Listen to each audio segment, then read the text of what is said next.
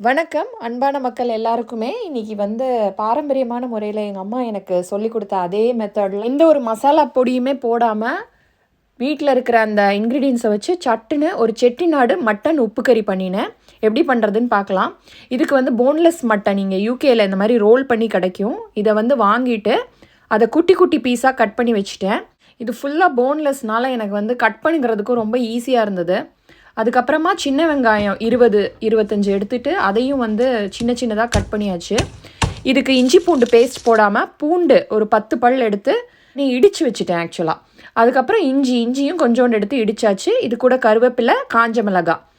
இந்த தக்காளியை வெந்நீரில் போட்டு எடுத்துக்கிட்டேன். ஒரு சின்ன தக்காளி தான் எடுத்திருக்கேன். அப்புறமா மட்டன், இது அப்போதே நான் குட்டி குட்டியாக கட் பண்ணி வச்சுருக்கிறது. இந்த சைஸ் தான் போடுவாங்க ஊர்லெலாம், அதனால் நானும் அதே சைஸில் எப்போயுமே கட் பண்ணிடுறது.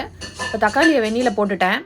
இப்போ பாத்திரம் சூடு பண்ணிவிட்டு சோம்பு போட்டுட்டு இந்த வரமிளகாய் எல்லாத்தையும் போட்டாச்சு. நான் காஷ்மீரி சில்லி போட்டிருக்கிறதுனால கொஞ்சம் அதிகமாக போட்டிருக்க மாதிரி இருக்கும்.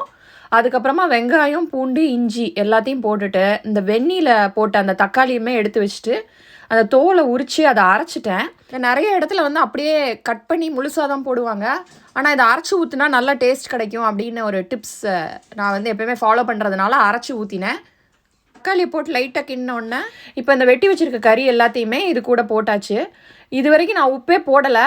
இப்போ கறியை போட்டதுக்கப்புறமா இந்த லைட்டாக வதக்கிட்டு மீடியமில் வச்சு வதக்கினேன். அப்போ ஒரு 5 நிமிஷத்தில் கலர் மாறும், மட்டனோட அந்த கலரு. இப்போ காமிக்கிறேன் பாருங்கள்.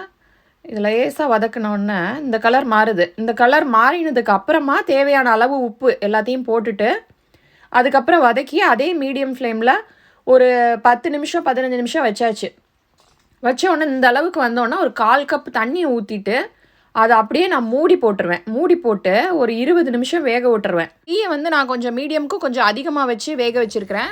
இது வெந்ததுக்கப்புறமா இதை ஓப்பன் பண்ணிவிட்டு அடுத்து இந்த கொழுப்பு இந்த எண்ணெயோடு சேர்த்து இருக்கும் கறி. அப்போ மறுபடியும் 15 நிமிஷத்தில் சிம்மில் வச்சு அதிலையே வதங்கணும் கறி.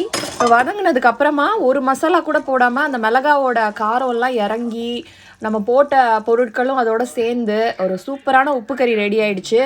நீங்களும் ட்ரை பண்ணி பாருங்கள் இந்த செட்டிநாடு மட்டன் உப்பு கறி. இதே சுவையோட அடுத்த ஒரு வீடியோவில் சந்திப்போம். இணைந்திருங்கள் அபீஸ் கிச்சனுடன். நன்றி.